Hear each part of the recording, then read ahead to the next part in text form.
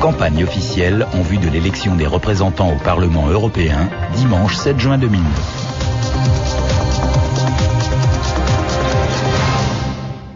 Europe, démocratie, espéranto. Avec l'Union européenne, on ne sait pas vraiment où l'on va. Le pire, c'est que l'on ne peut pas en débattre ensemble entre citoyens.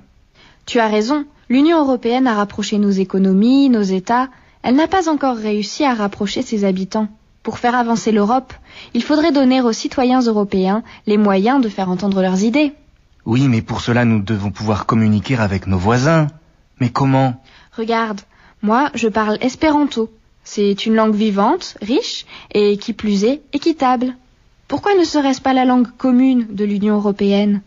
L'espéranto, ce serait la communication internationale enfin accessible au plus grand nombre et l'allié de toutes les langues. Franchement, ce que tu racontes est vraiment intéressant. C'est fou quand même que personne n'en parle. Et comme l'espéranto s'apprend vite, cela libérera du temps pour apprendre des langues que l'on désire apprendre, non pas par obligation, mais parce qu'on s'y intéresse vraiment. Mais ce qu'apporte l'espéranto va au-delà de la question linguistique. Il permet de construire une Europe plus démocratique. C'est vrai.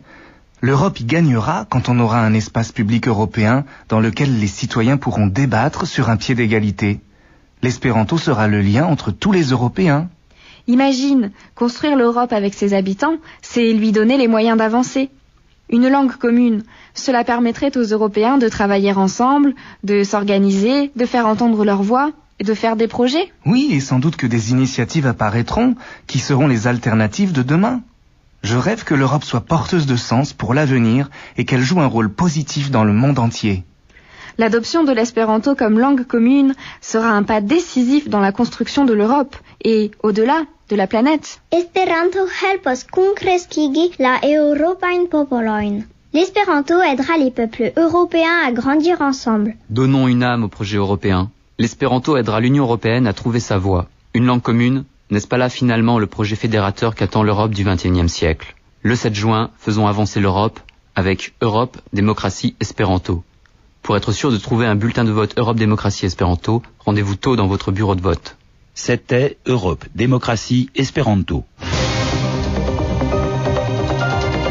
C'était la campagne officielle en vue de l'élection des représentants au Parlement européen le dimanche 7 juin 2009.